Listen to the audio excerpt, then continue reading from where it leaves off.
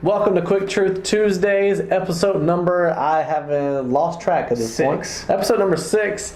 We are going to be talking about a user-submitted topic. Thank you, Hugh, for that. And that is the proof of God's existence. Yes. It's a pretty heavy topic just in general. Especially to try to do it quick. Yeah, especially to do it quick. But that's okay, so we're going to give it our best shot. Yeah. So what are your initial thoughts on trying to give people quick truth about proving God's existence? Well, for me personally, like where I would start off, I think there's many different avenues to take with this question. However, the one I think I would start off with, or would find myself going to, would probably be the resurrection of Jesus. Mm-hmm. Just how, and that's a whole topic of itself. But just saying, if Jesus came, said he was God, said he would raise himself from the dead, claimed that he would raise from the dead, then dying and then raised from the dead, it shows not only supernatural, but it shows that only God could do that. Right. So it sort of seals the deal.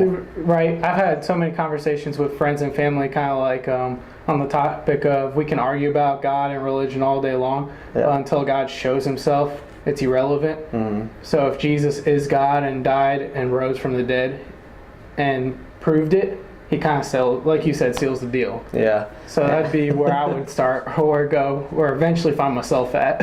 Well, one thing I want to say is that I'm upset I didn't go first, because that's kind of what I already have prepared on my heart to say to you. But what I'll say to that is, like, while, like, for me, like, that is proof enough. Like, I mean, when you really look at that, and if, like, so for those of y'all who don't believe in Jesus watching this, if you don't believe in him, just put that to the side for a moment and think, if he really was who he said he was, and if he really was crucified, if he really did resurrect, then that really does speak volumes about the proof of God's existence. So if all that stuff really did happen, then we would have to really say, like, well, yeah, I mean, he exists. Yeah, because people aren't usually raised from the dead randomly. Right. At least I haven't. If anyone has, please comment below, and I'd like to meet that person. So. Yeah. Well, there are, some flatline stories, I'm sure. Well, that's different. This is like 3 days dead. Yeah, true. So let's see. If I'm going to go at it from a different angle, and this is kind of a universal belief. Like, obviously, this doesn't just apply to Christianity, but the idea of looking at nature itself and looking at the way things operate, and even when you break things down, like to the DNA, where it's like, okay, there has to be an intelligent designer behind all this. And like, I know there are other people that would say the exact opposite. I know there wouldn't be an intelligent designer behind it. But awesome argument I heard was the idea of a book. Nobody, if I had a book right here, nobody would say that this book like just came to exist. It's an imaginary book right here. It's got this is an imaginary book. Insert it in post. So you got page numbers. It's got the pictures on there. It's got the words, and they all come out in a cohesive order and everything like that. All right, it's good to have a book with pictures. But none of us would ever make the claim that that just happened by accident or through the universe of infinite possibilities that would eventually occur. Right. Now, when we look at our DNA, it's referred to as the book of life, and it's far more complex than a book. I've heard. It's reproducible. It contains all of our information from pre-birth until now, like every little like genetic thing that's going to be happening in our body, and it gives so much information that like even the most intense encyclopedia in the world doesn't even come close to the DNA. That's crazy. So if we could say encyclopedia, we're like, that obviously somewhere in a factory that was made, but we say, oh no, your DNA that happened on accident. There's the logic doesn't follow the same. Makes sense to me. I'm sorry. Well, the logic doesn't follow the same like route. They're like, you can't say that. Like if you were to say that it's likely that DNA happened by accident, then you would also have to say that it's likely that an encyclopedia happened by accident. Yeah, true. And even the piggyback off of that, like the whole idea of like not even just DNA, but humanity, the earth, everything that we see had a beginning. Like, how would I put it? Like, whether just talking about from a scientific point of view, there was a point in history where nothing existed. Like, the Big Bang happened. Now, to explain what happened beforehand, that's a whole nother conversation scientifically and really digging into it materialistically, what happened. But to be able to argue that whatever caused the Big Bang has to be timeless, has to be spaceless, has to be immaterial, and also has to be personal in the sense of like it made something with purpose, it made something with intention and route and processes and stuff like that. Yeah. That sounds like God.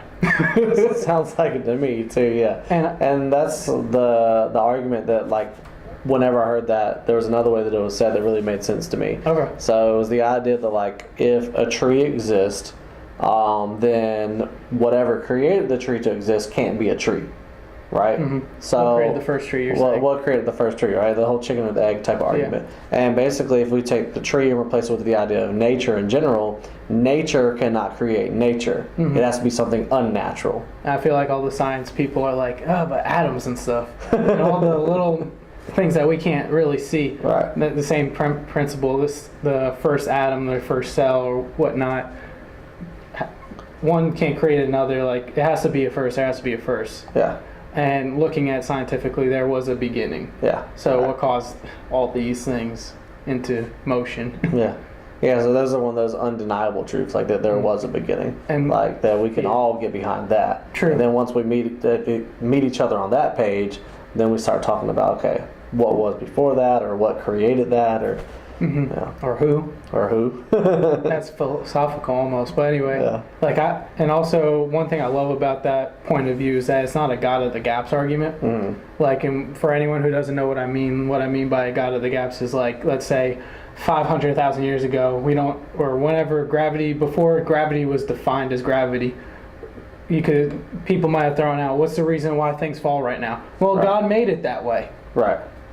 You just insert God in with no real explanation. Yeah. Where the reason why this God being the creator of all things isn't a God of the gaps argument is because if you take it from researching scientific, like your deducting point of view, where you're looking at a world that is material, space, time, and all these things, and you're deducting that whatever came before this has to be timeless, spaceless, and material, and etc.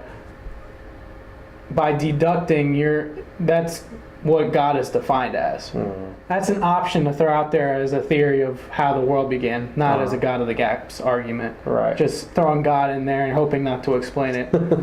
It said this is deducting down to, okay. And that's fine, like, at some extent. Like, I mean, even in the scientific world, like, it's the same as saying, like, there is a reason this happens, but we're not sure why it happens. And so, like, a believer would say, like, God is the reason why it happens, but I'm not really sure, like, what thing he put into motion to make that happen. One thing I would hit on is morality is a big one for me personally, just thinking about it. Because oftentimes people throw out, how could God exist with all the evil in the world? And that's a fair question, but we gotta dig deeper than just throwing that question out there. Right. Like, if there is evil in the world, then we're saying that there's good.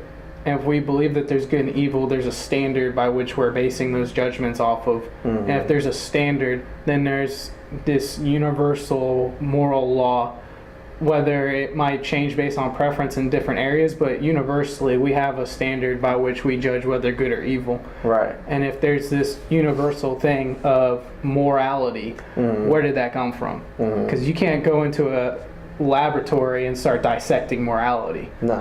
And if there's no supernatural and no God, then it's all just illusionary, and it's just us because we're in our fields.